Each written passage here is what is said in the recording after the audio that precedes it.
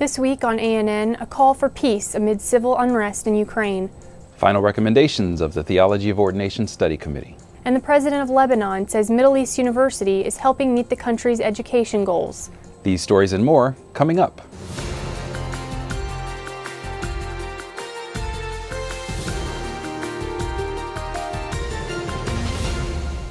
This is ANN, a service of the Seventh-day Adventist World Church. Thanks so much for joining us this week. First in the news, the President of the Adventist Church in Ukraine is urging church members to avoid conflict as the country's political crisis deepens. In a statement, Viktor Alexenko said, "Violence is never a foundation for a new and better future." He encouraged Adventists in Ukraine to pray for their country and avoid provoking hostility on the streets and on social media, where he urged Adventists not to leave inflammatory comments. Alexenko said Adventists can be civic-minded while still upholding their reputations as Christians and conscientious members of society. Months of demonstrations in Ukraine have led to violent clashes between protesters and the police in the Eastern European country. Protesters continue to call for President Viktor Yanukovych to step down and for closer ties to the European Union.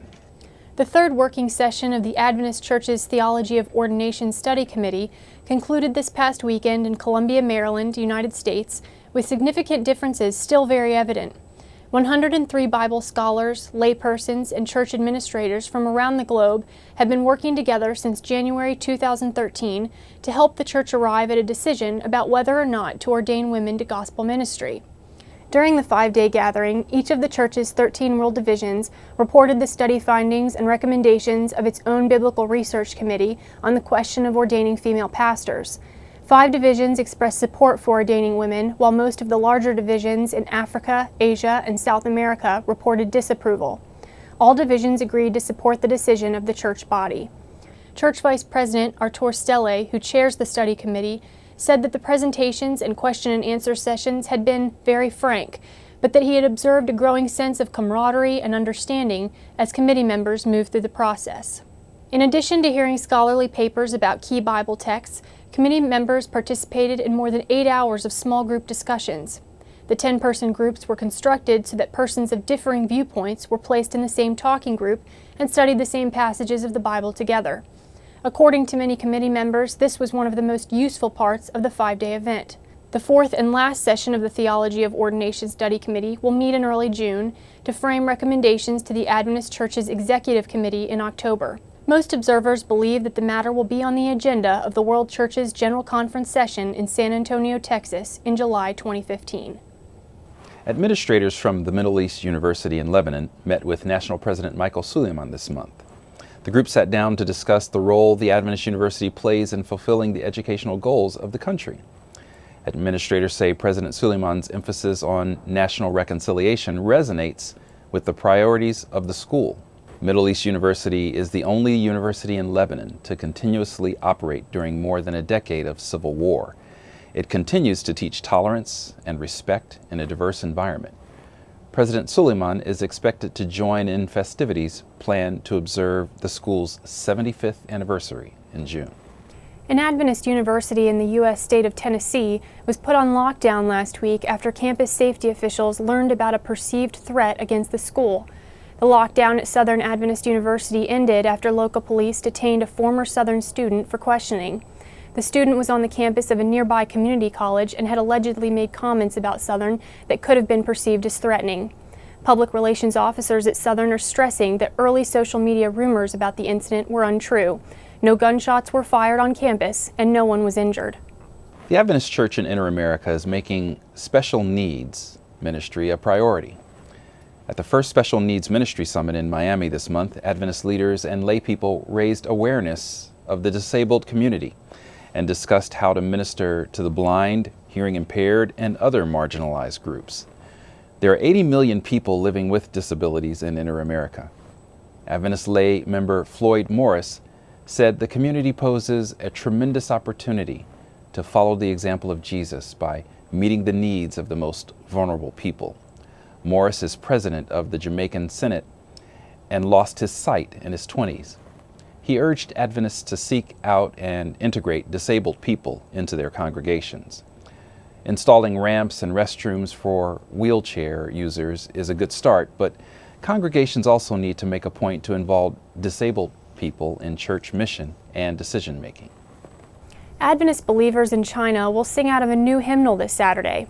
A team of Chinese Adventist musicians, linguists, and theologians worked on the project for 7 years, selecting, editing, and translating each hymn. They also replaced rarely sung hymns with newer ones. The result is a modern hymnal that church leaders say connects with Chinese Adventists living in the 21st century. The new hymnal also clears up discrepancies between the Chinese hymnal and the English hymnal, making it easier for Chinese congregations worldwide that use both hymnals in their worship services. Coming up, the February issue of Vibrant Life explores thyroid disorder.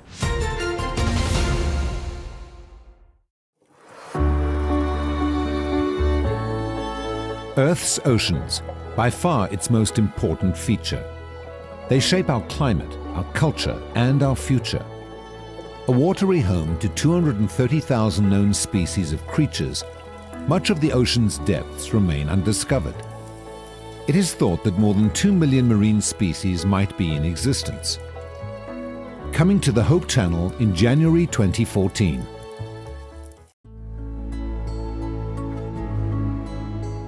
How does God communicate with us? Through the scriptures primarily, through His written word, but also through nature, through divine providences, through impressions on the heart from the Holy Spirit. But God also communicates to us through His servants, the prophets. Many decades ago, I read the little book, Steps to Christ, the most published devotional book ever written by Ellen G. White. That experience revolutionized my life. I have renewed that relationship with Jesus virtually every day since by reading first the scriptures and then the writings of Ellen White, a few pages every day. I have found that not only does she help me understand who Jesus is and how much He wants me to be in heaven, but also how to apply the principles of the Bible in my everyday life. I find her to be a practical, common sense prophet. I challenge you to read Ellen White's writings and find if they are not an agency that God uses not only to direct you to His heart of love, but also to the scriptures, to the written revelation of His will. I have found for myself that the writings of the prophets not only strengthen my desire and my will to know and obey and love God with all my heart, but also to look into the very heart of God.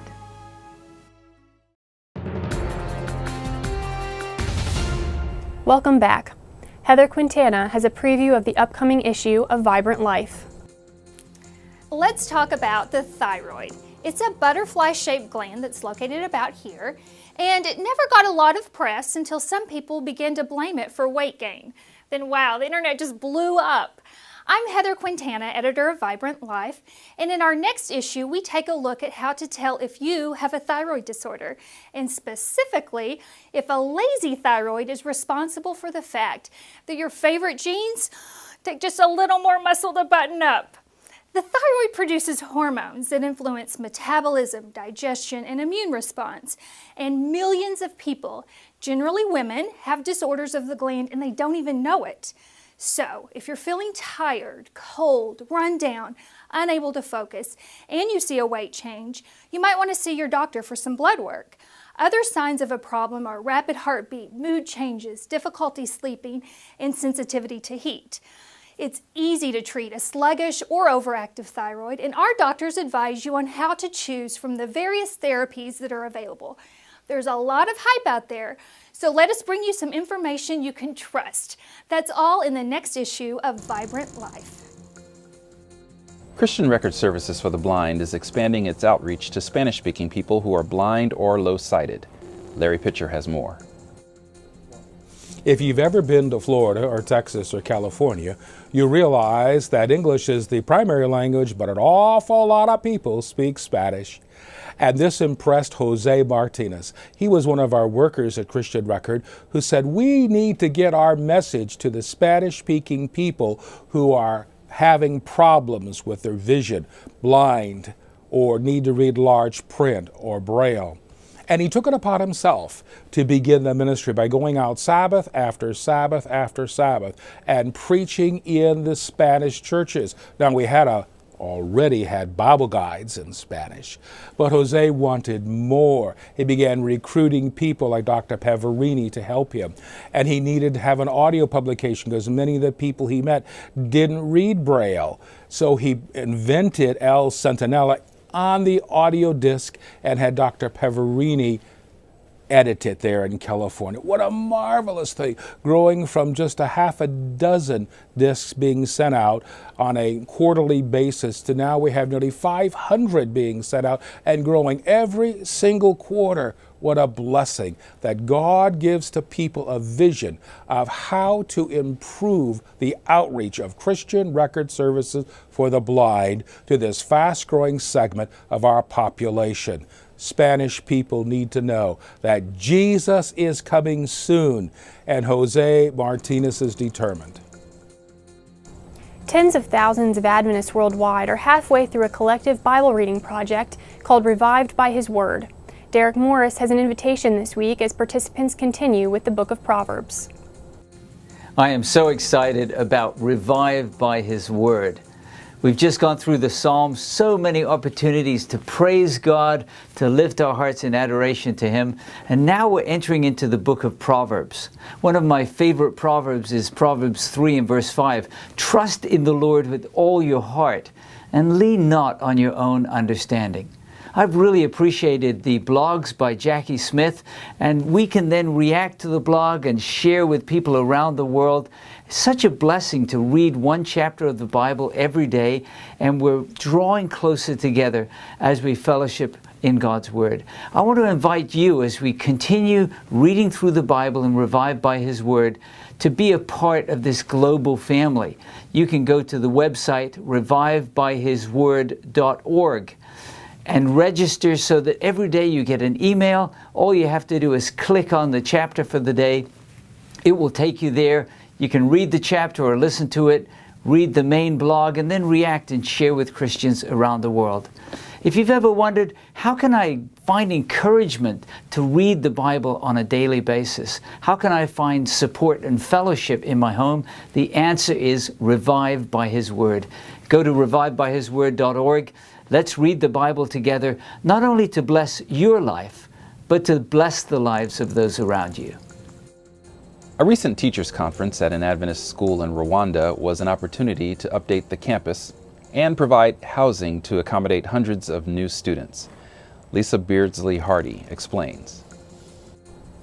I'm returning from the East Central Africa Division's Teachers Conference. It was a wonderful event. We had teachers from Kenya, Burundi, Congo, Rwanda, Uganda, South Sudan, Ethiopia, Tanzania. We even had some that were coming from farther away, Nigeria, Liberia, Botswana. Altogether, there were 911 participants at this conference. Some of the delegates had to travel by air and road from very far. One of them, who traveled the farthest, was a teacher by the name of Augustine Kadeye Malumba, who started his journey on December 6, 2013 and arrived on December 12, a 7-day journey. He traveled by air from Kananga in the central part of the Democratic Republic of Congo to Kinshasa, the capital city, a 3,200-kilometer journey. This education director of Central Kasai Field took a second plane from Kinshasa to Goma at the Congo-Rwanda border. From there, he took a bus all the way to the conference site, Gahogo Adventist College. When we spoke with him, Mr. Malumba thanked God for enabling him to attend such a wonderful conference. He said, "I'm fully equipped and I'll hold similar teachers' conferences to teach my people what I have learned."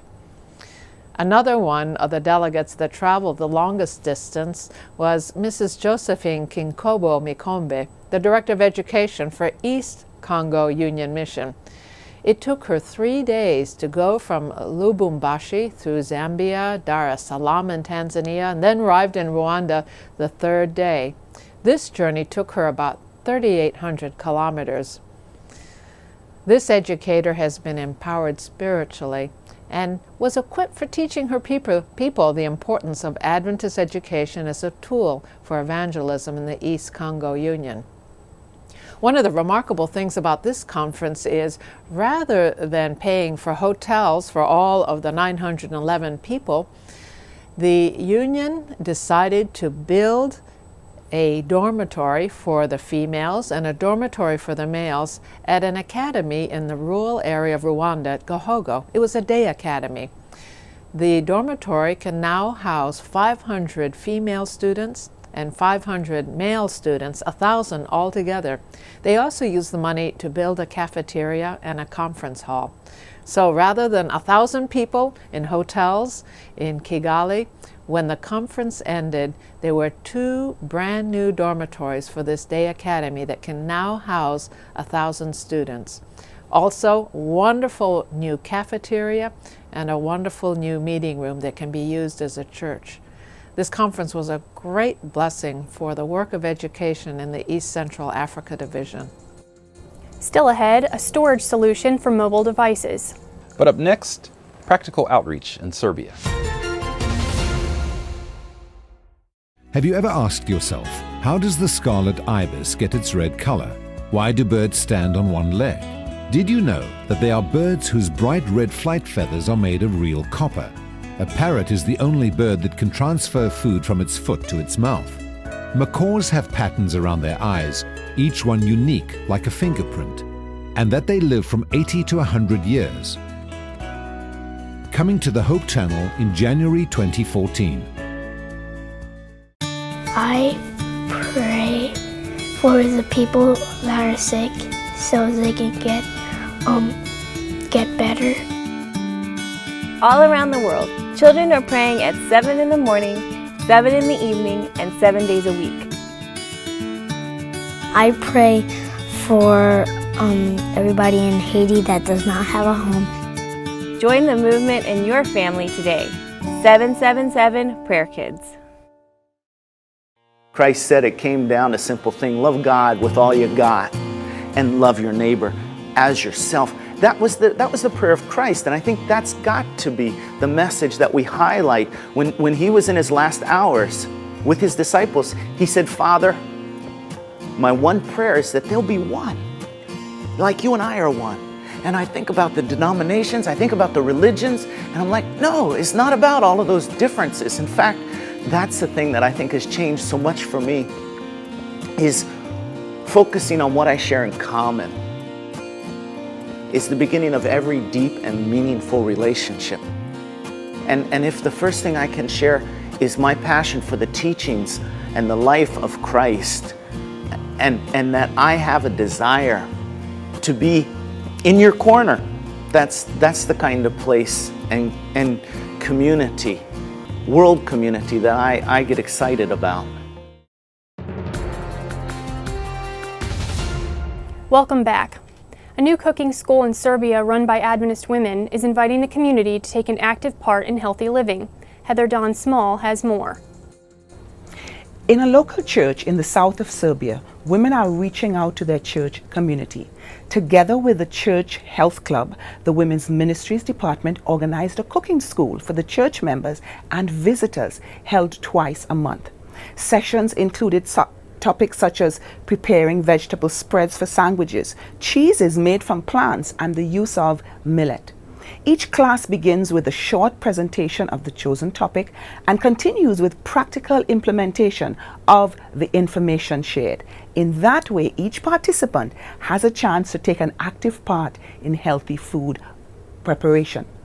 Besides learning about the healthy way of living and preparing healthy food, the cooking school students exchange life experiences and build up their fellowship and unity. According to Mirela Lukic, the Women's Ministries coordinator of this church, she says the cooking school helped the church community become more connected and united, but also reshape the visitors' views about the healthy life and diet and help them make life-changing decisions. She also says they are now the best advertisers of the church community. Through this community outreach project, our church members are ministering to a need and building friendships. External Wi-Fi drives let users store large files on smartphones and other mobile devices for a fraction of the cost. John Beckett explains on this week's Tech Corner.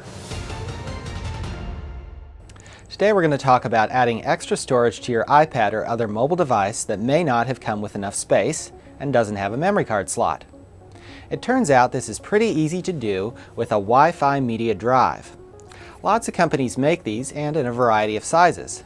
This one is called a SanDisk Connect, and it includes 64 gigs of storage, and you can also plug in an SD card for even more. It includes an internal battery and a Wi-Fi hotspot. The way it works is this. You plug the drive into your computer and load movies, music, and photos that you want to have access to on the go. Later, you connect to it from your tablet using the Wi-Fi hotspot the drive creates. Most of these wireless drives can simultaneously play movies to several mobile devices. They can also be used to upload and back up photos from your device's camera. One note of caution: there is not a lot of security on these things. Plug the drive into any computer and you can see all the files stored on it. You'll also want to reconfigure the Wi-Fi hotspot it creates to require a Wi-Fi password. When choosing a drive, I recommend reading the reviews online, especially the reviews for the companion app. Pay attention to how well the player works and what sorts of things you can use the drive for. Running out of storage on your tablet or phone can be a real issue, and in a lot of cases, a Wi-Fi drive can make a big difference.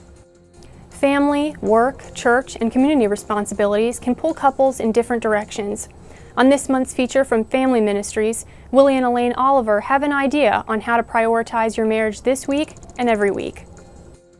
What's a couple supposed to do when they're so busy? You know, they're busy at work, busy with the kids, busy with church and community. How does a couple stay connected in spite of all this busyness? The reality is our lives today in this 21st century are just impossible. We feel the pressure to do so much with our children and so much in our community and so much at church. Couples need to be realistic and they need to be balanced. They need to have time for their children and they need to have time for themselves. What we like to say to couples is that a way to stay connected throughout the lifespan is to have a date night each week. Make it a part of your religion. You know, whatever you're doing, arrange it so that you can have that date night that reconnects you and helps you to stay in touch, connected, in love, and interested in what you're doing in your lives.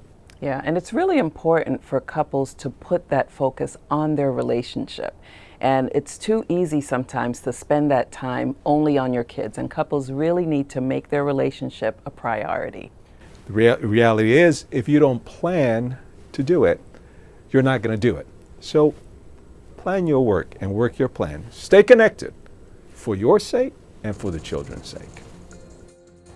Now let's turn to David Trim for a look at Adventist history. This week, a Scandinavian missionary is elected church president.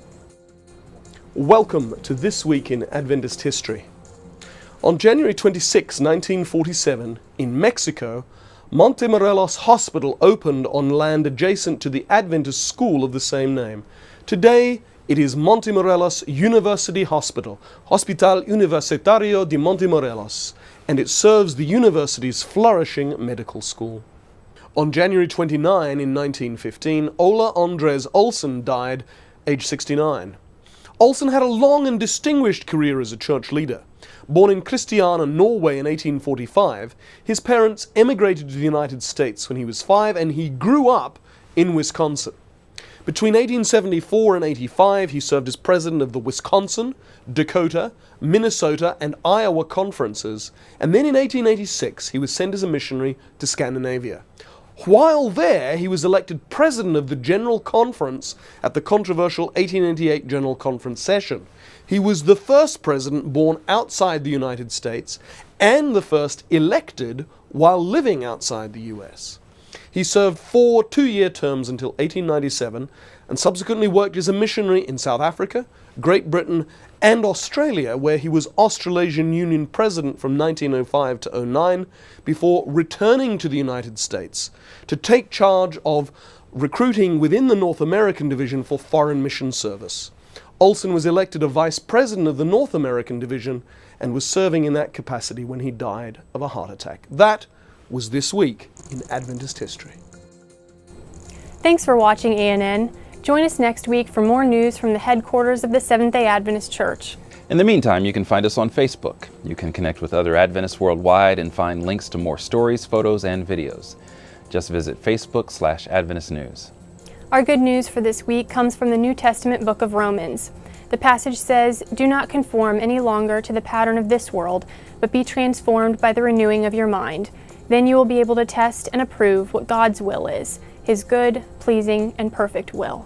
That's our program for this week, and remember, you can always visit news.adventist.org for daily news and videos. Until next time, God bless. Take care.